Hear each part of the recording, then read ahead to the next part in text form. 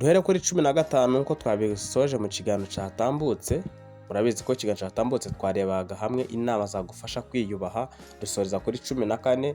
Ngo rero reka duhere kuri 15 dukomeze kugeza kuri 20. Ahanga barabwira ati icya 15 barabwira ati be unavailable sometimes, ati rimwe na rimwe ntukaboneke igihe cyose, icishamo nawe ugaragare yuko udahari.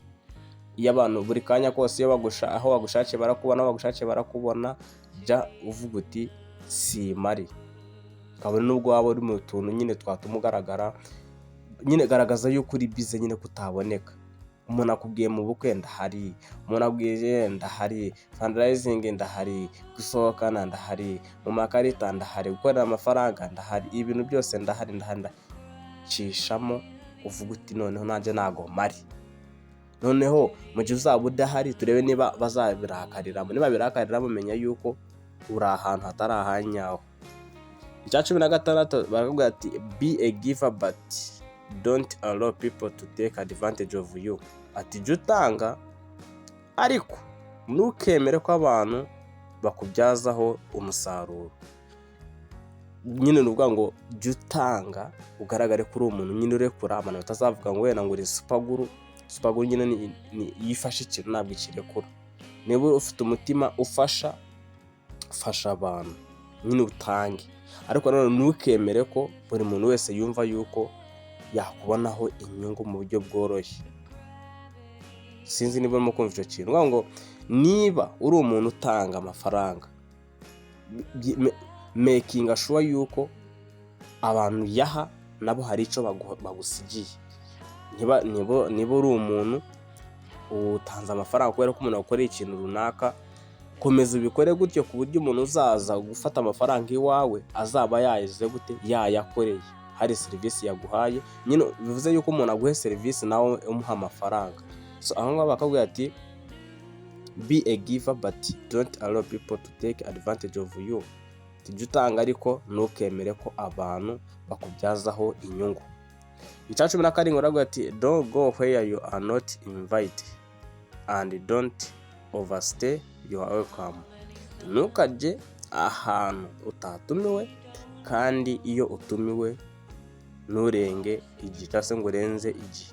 Muri make niba ahantu watumiwe ntabwo bivuze yuko kujyaho ugatindayo. Oya, niba umuntu yagutumiye mu bukwe si ngombwa yuko nyine wageza n'igihe cya nimugoroba. Erekana yuko nyine nawe ufite byinshi ugomba kwerekeza. Erekana ko umwanya wawe ari ingenzi. Niba yagutumiye mu bukwe uhere mu gitondo bigeze saa 6, noneho nibigira saa 7, gira ukuntu uvuga uti noneho ndagiye, hari ibyo ngomba kujya gukurikirana.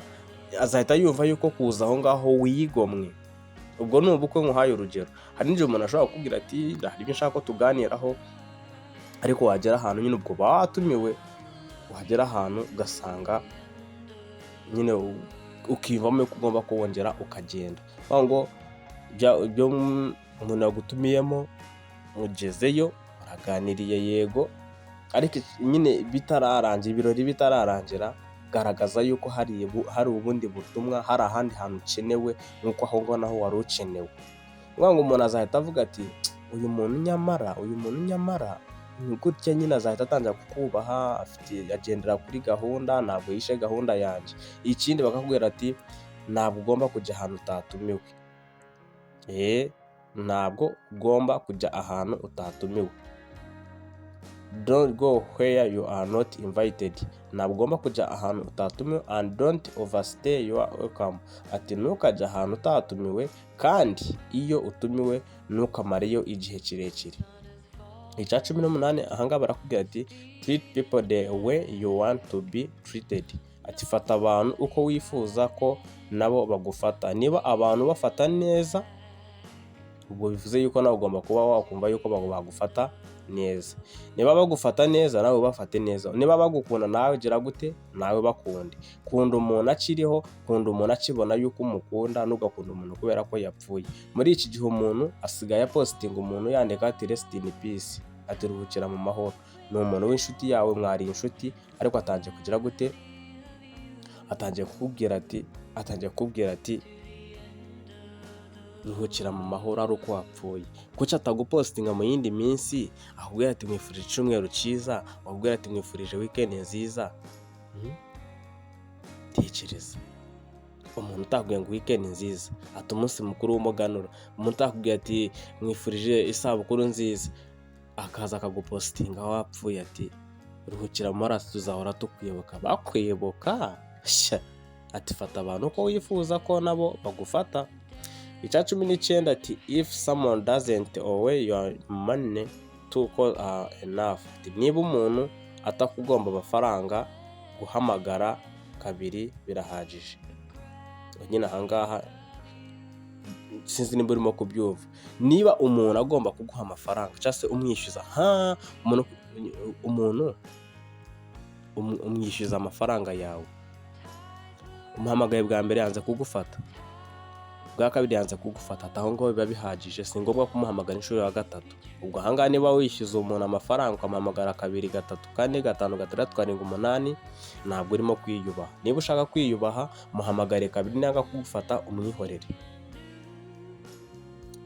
Inama rero ya 10, inama ya 20, gutahita ku nama ya 19 avuga ati niba umuntu akugomba amafaranga guhamagara kabiri birahagije. Icya 20 ni ikintu gitangaje cyane, ati be a good at what you do, ati juba umuhanga mu byo ukora. Aka kantu ngire ngo tukitseho cyane, ati be a good at what you do, juba umuhanga mu byo ukora cyane. Aka kantu ni keza. Nuguha ngo abantu benshi muri iki gihe dusigaye dukora ibintu tudakunda, kandi ntabwo waba umuhanga mu bintu ukora cyangwa se mu bintu urimo, ntabwo waba umuntu mwiza mu bintu urimo mu gihe utabikunda. Rero niba bakubwira ati jya uba umuhanga mu bintu ukora, ni ukuvuga ngo ubwo icyambere ugomba kubanza ugakora ibintu ukunda, ukajya muri business ukunda, ukajya ahantu ukunda. Niba ufite umugore ukaba umukunda, nibwo bigaragaza yuko nyine ugiye kuba umuhanga mu kumukunda, mu kumwitaho, mu kumukorera utu surprise. Iyo umukobwa utamukunda, iyo business utayikunda, iyo akazi urimo utagakunda, ntabwo uba umuhanga muri byo. Rero biba byiza ubanje ukareba ahantu uri urahishimiye. Ese umugore uri kumwe nawe uyu munsi uramwishimiye, uramukunda? Ese umugabo uri kumwe nawe uyu munsi uramukunda cyangwa wamukurikiye amafaranga? Rero niba uzi neza yuko umukunda bitajyanye ku mitungo, nyine ukaba waramukunze n'umutima wawe wose, ba umuhanga muri ibyo bintu. Mukunde pe abibone, mukunda urukundo rumusazi. Ahangaha bakavuga ati be a good at what you do, juba umuhanga mu byo ukora byose, mu byo urimo byose. Ndetse icyo ni rero ni ibintu 20. Part 1 twarebye ibintu 14, part 2 tureba ibintu byari bisigaye, ibintu 6. Ubwo tuhereye kuri 15, 16, 14, 18 kugeza kuri 20, part 2.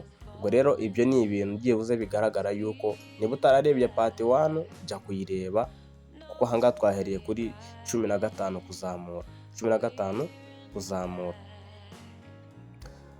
Kandi subscribe, turaza mu kindi kiganiro.